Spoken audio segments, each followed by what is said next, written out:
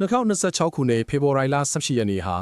စကိုင်းတိုင်းပလဲညိုနယ်အတွင်းစစ်ရေးအခြေအနေနဲ့အပြောင်းအလဲတစ်ခုကိုမြင်တွေ့လိုက်ရတဲ့နေ့တစ်နေ့အချိန်ပါတယ်။ဘိုးနဂါဦးဆောင်တဲ့ BNR တပ်ဖွဲ့ဝင်လူငယ်9ဦးဟာလက်နက်ခဲယမ်းတွေနဲ့အတူအမျိုးသားညီညွတ်ရေးအစိုးရ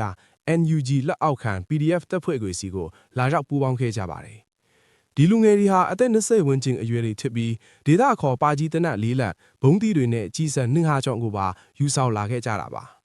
သူတို့ယူဆောင်လာတဲ့လက်နက်တွေဟာဘိုနဂါကသူ့အောက်ကိုဝင်ရင်ပေးမယ်ဆိုပြီးထုတ်ပေးထားတဲ့လက်နက်တွေထစ်ကြောင်းဒေသခံသတင်းရင်းမြစ်တွေစီကသိရှိရပါတယ်။လက်ရှိအချိန်မှာတော့ဒေသတွင်ကြန့်ရှိနေတဲ့ BNR တွေအင်ဟာ100ကျော်လောက်ကလည်း PDF နဲ့ပူးပေါင်းဖို့အတွက်ညှိနှိုင်းမှုတွေဆက်လက်လှုပ်ဆောင်နေတယ်လို့စစ်ဒေသတစ်တာဝန်ရှိသူတွေကအတည်ပြုထားပါတယ်။ဒီပူးပေါင်းမှုမတိုင်ခင်ဖေဖော်ဝါရီ18ရက်နေ့မနက်ပိုင်းမှာတော့ရင်းမာပင်ခရိုင် PDF တပ်ရင်းတွေက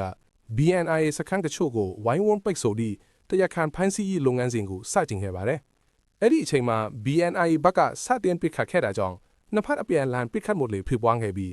BNI ဘက်ကရဲဘော်10ဦးသေဆုံးခဲ့တယ်လို့ဘိုနဂါကလူမှုကွန်ရက်မှာရေးသားထားပါတယ်။မြေပြင်ရဲဘော်တွေရဲ့ပြောကြားချက်အရတော့သူတို့အနေနဲ့စစ်ရေးအရာကြိုတင်ပြင်ဆင်မှုတွေရှိခဲ့ပြီးမှ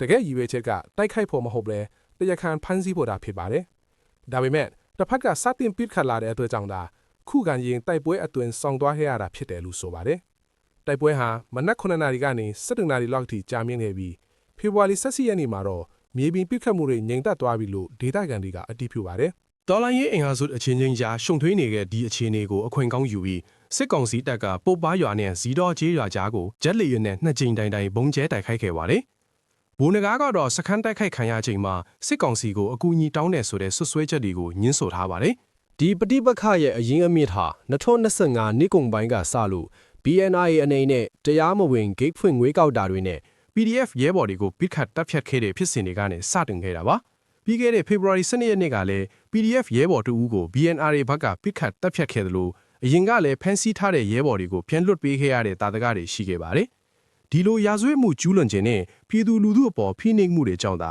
အခုလိုအရေးယူဆောင်ရွက်မှုတွေလှုပ်ဆောင်လိုက်ရတာဖြစ်ပါတယ်။အမျိုးသားညီညွတ်ရေးအစိုးရ NUG ပြည်ထောင်ရေးဒုဝန်ကြီးဦးကျော်ညီကတော့ဒါဟာပြည်သူနဲ့ဝန်ထမ်းတွေအပေါ်ကျူးလွန်ထားတဲ့ပြစ်မှုတွေအတွက်တရားဥပဒေအရဆောင်ရွက်စင်တာချစ်ကြအောင်ရှင်းလင်းပြောကြားထားပါတယ်။ BNR အနေနဲ့ Gates ခန်းတွေစီးနှင်းခံရခြင်းတုန်းကလူမှုကွန်ရက်မှာစက်တက်ရေးတောင်းမှုတွေရှိခဲ့ပေမဲ့ဖေဖော်ဝါရီ18ရက်နေ့လယ်ပိုင်းထိတော့ဘိုနဂါရဲ့စာမျက်နှာမှာတိတ်ဆိတ်ငြိမ်သက်နေတာကိုတွေ့ရပါတယ်။အခုဖြစ်စဉ်ဟာ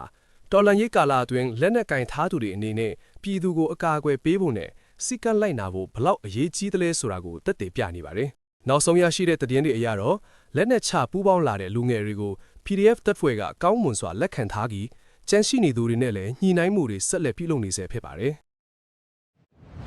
This is the voice of truth. Facts.